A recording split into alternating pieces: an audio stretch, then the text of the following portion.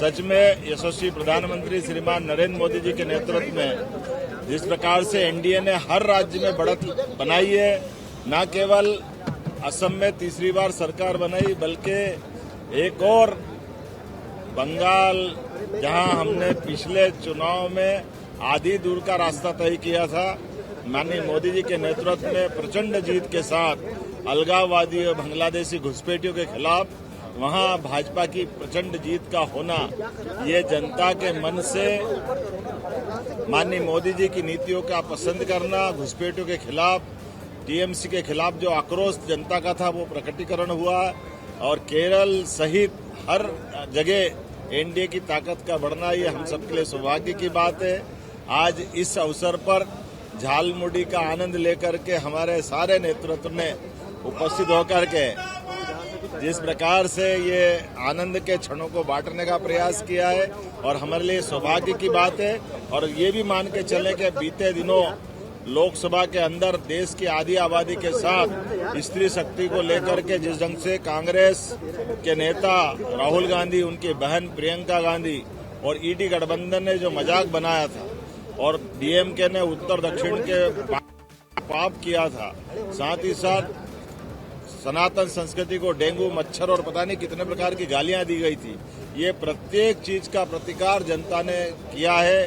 दुनिया का सबसे बड़ा लोकतांत्रिक देश भारत यशस्वी प्रधानमंत्री के नेतृत्व में एनडीए गठबंधन के अब 17वें राज्य के मुख्यमंत्री के रूप में बीजेपी के मुख्यमंत्री के नाते से बंगाल में हमारी सरकार बनेगी और 22वां एक तरह से भाजपा और एनडीए अपने पुराने रिकॉर्ड तोड़ते जा रहा है। पहले अधिकतम हमारी एनडीए की 21 सरकारें थी, अब 22वीं सरकार के नाते से बंगाल भी एनडीए के अंदर शामिल होगा।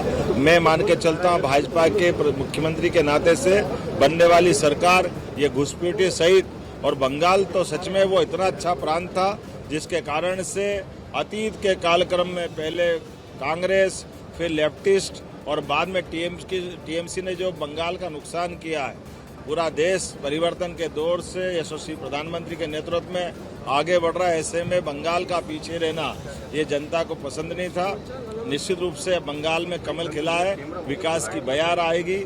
मैं अपनी ओर से माननीय अध्यक्ष जी को, माननीय शिवराज सिंह जी भाई साहब को, सबको बधाई देना चाहूंगा। और हम सब आप सबके साथ है, देश के साथ है। देश वास्तव में मोदी जी के नेतृत्व में एक नई ऊंचाइयों की तरफ जा रहा है। पुनः इस जनादेश के लिए जनता का आभार और एक बार फिर एनडीए की बढ़ती जीत और एनडीए की सफलता के लिए भगवान महाकाल का भी एक तरह से हम आशीर्वाद मानते हैं और सच्चे अर्थों में घुसपैठियों के खिलाफ देशभक्तों की जीत भी मानते हैं। भारतीय जनता पार्टी को ऐतिहासिक सफलता मिली है।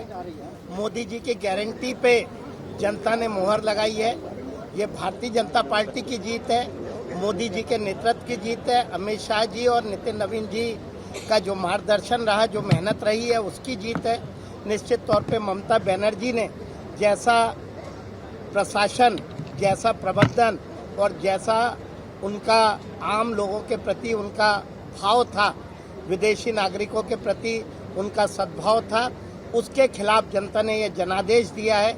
मैं समझता हूँ ये एक ऐसी जीत है जिसमें हर राष्ट्रभक्त को इस बात के लिए खुश होना चाहिए कि देश का हर नागरिक इस देश में एकता का पक्षधर है, विदेशी शरणार्थी, विदेशी नागरिकों की घुसपैठ का विरोधी है।